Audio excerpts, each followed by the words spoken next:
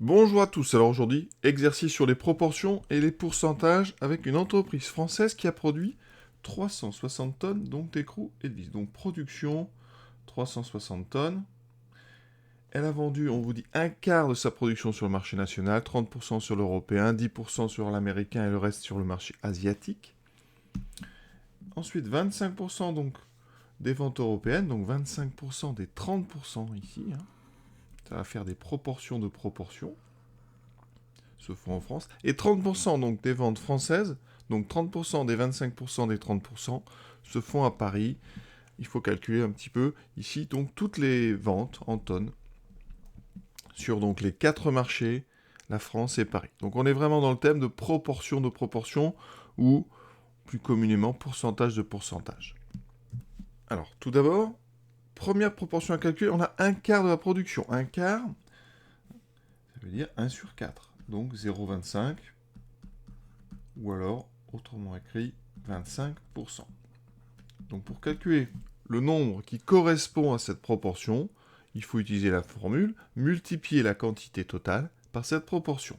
Donc ici, nombre de ventes, on va l'appeler sur le marché national,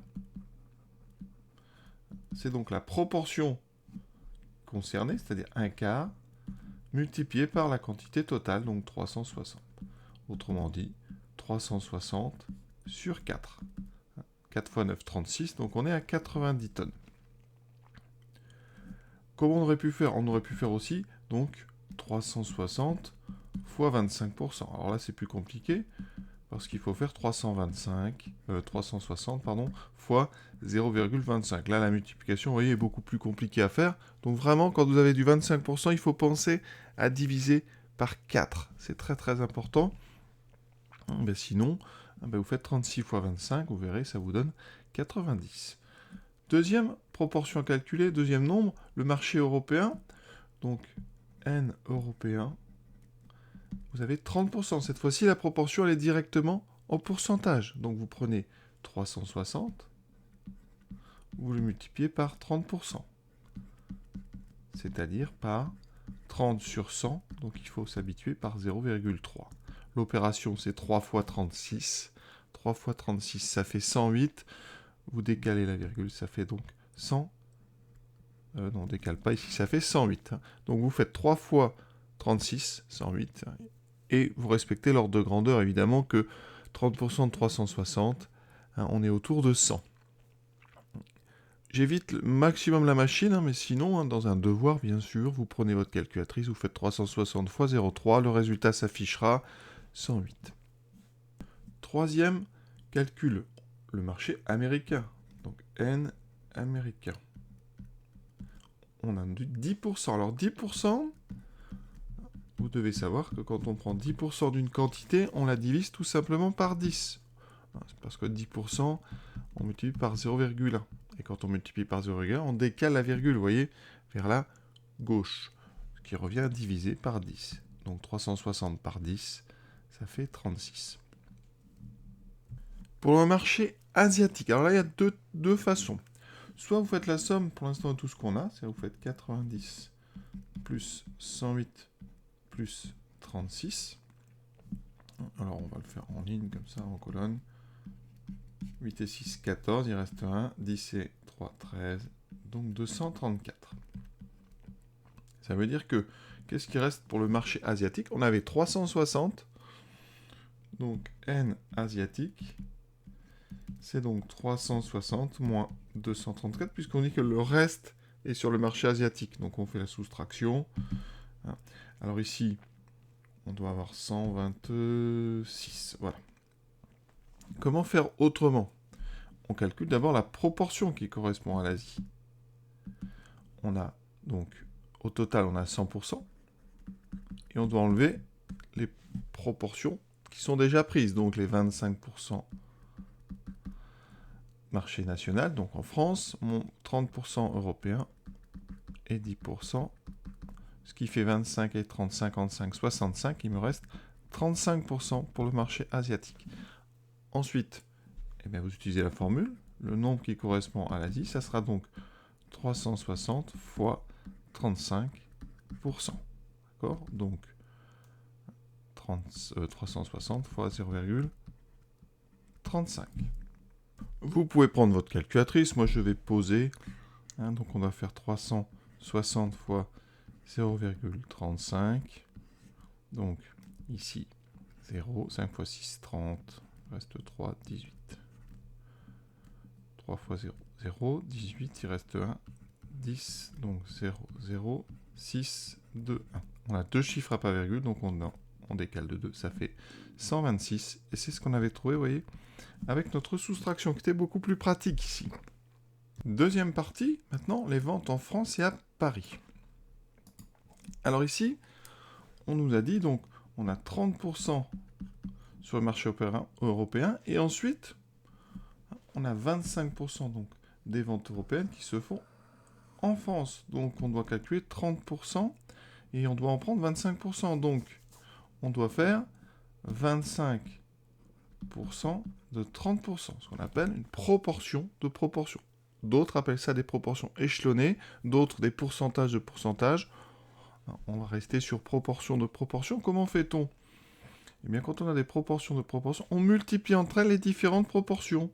Donc, le nombre de ventes en France, ça sera le nombre total, multiplié par la première proportion, donc 30%, on va écrire ça comme ça, multiplié par la deuxième proportion, 25%. On multiplie entre eux les pourcentages. Attention, il y a des divisions, des choses comme ça. Donc, tout de suite, en seconde, on convertit. 30%, c'est 0,3. 25%, c'est 0,25. D'accord? Donc, on va faire ces multiplications. Alors, 360 fois 0,3, on l'avait fait tout à l'heure. Ça faisait 108.